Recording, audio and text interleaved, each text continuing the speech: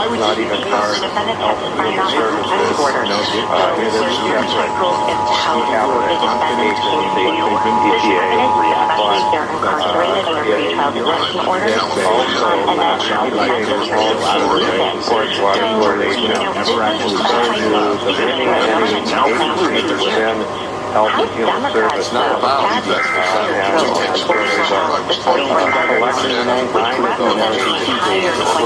House Democrats have FDA, the NIH, for 2 years.